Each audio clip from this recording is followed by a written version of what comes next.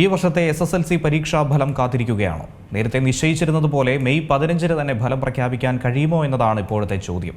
പ്രഖ്യാപനം വൈകിയാൽ വിദ്യാർത്ഥികളെ അത് ബാധിക്കും. ഈ വർഷത്തെ SSLC പരീക്ഷാഫലം വെള്ളിയാഴ്ച പ്രഖ്യാപിക്കും. UDF മന്ത്രിസഭ അധികാരമേൽക്കാത്ത പശ്ചാത്തലത്തിലാണ് പൊതുവിദ്യാഭ്യാസ ഡയറക്ടറും പ്രിൻസിപ്പൽ സെക്രട്ടറിയും ചേർന്ന് ഫലം പ്രഖ്യാപിക്കുന്നത്. സാധാരണ നിലയിൽ മന്ത്രിയായിരിക്കും ഫലം പ്രഖ്യാപിക്കാറുള്ളത്.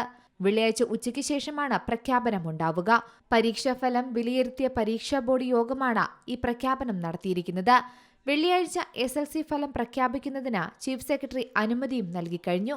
ഫലം വൈകുന്നത് വിദ്യാർത്ഥികളുടെ ഉപരിപഠനത്തെ ബാധിക്കുമെന്ന ആശങ്ക നിലനിന്നിരുന്നു. ഈ പശ്ചാത്തലത്തിലാണ് ഫലം പ്രഖ്യാപിക്കുന്നതിനായുള്ള നടപടികൾ വേഗത്തിലാക്കിയത്. 15 തന്നെ ഫലപ്രഖ്യാപനം നടത്തണമെന്ന് അധ്യാപക സംഘടനകളും ആവശ്യപ്പെട്ടിരുന്നു. പ്രഖ്യാപനം വൈകിയാൽ പ്രവേശനമടക്കം തുടർ നടപടികളെ ബാധിക്കുമെന്നും സംഘടനകൾ ആശങ്ക പ്രകടിപ്പിച്ചിരുന്നു.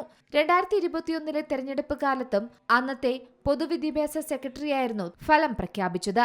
സമാനമായ രീതിയാണ് ഇത്തവണയുമുള്ളത്. കേരളത്തിൽ 10ാം ക്ലാസ് പരീക്ഷ എഴുതിയിരിക്കുന്നത് 4,17,497 കുട്ടികളാണ്.